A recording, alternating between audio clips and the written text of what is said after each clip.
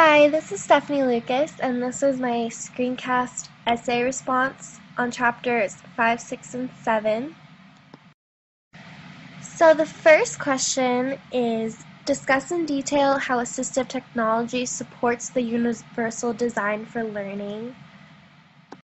We'll start with the definition of a universal design for learning, which is a creation of curriculums and evaluation procedures that fit the needs of learners with several types of abilities and backgrounds.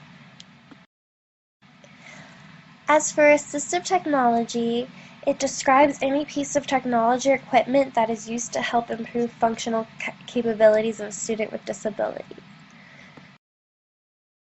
Assistive technology can be extremely beneficial in the classroom in a vast amount of ways, and allows students a different outlet to improve their studies. In terms of the universal design of learning, assistive technology can help classrooms become more flexible and allow for different means of engaging and expressing during lessons. Assistive technology is a future trend that can be easily used in the classroom using applications on more portable devices, such as iPads, iPods, and smartphones. This can make everyday functions a lot simpler through such mobility.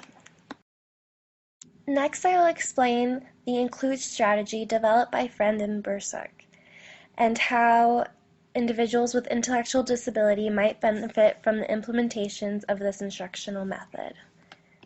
The Include strategy was developed to help encourage general educators that they are capable of accommodating students with special needs into their classrooms.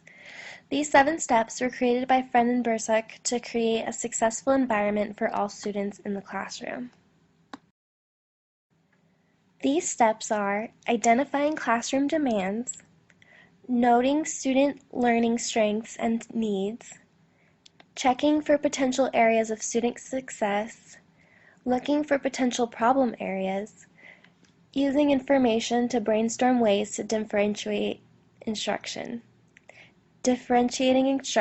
and evaluating student progress. Individuals with intellectual disabilities can benefit from this method because it promotes inclusion and allows them to learn alongside their general education peers. Teachers are also spending a considerable amount of time evaluating the student's success and creating ideas for instruction specifically designed for the student. This can be extremely beneficial since there are a lot of tools and attention created specifically for the student's success.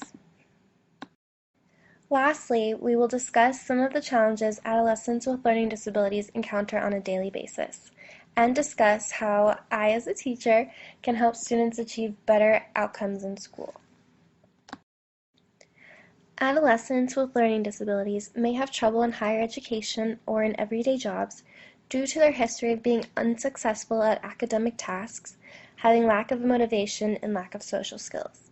On a daily basis, adolescents with learning disabilities in a high school setting could have problems with test-taking or showing their knowledge through tests.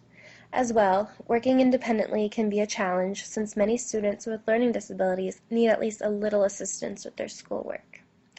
Students with learning disabilities also have trouble keeping motivation, which can cause problems with their work as well. As a teacher, in order for my students to achieve better outcomes in school, heavy transitioning planning would be necessary.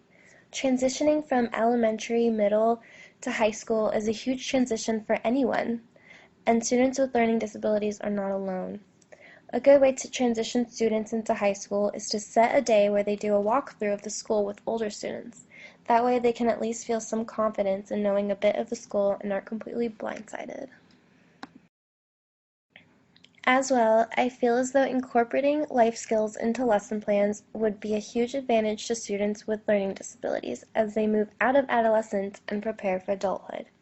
Tying lesson plans with real-world examples could be a good start. I think it is also important to create a positive learning environment for students because that type of attitude is what carries most importantly through life.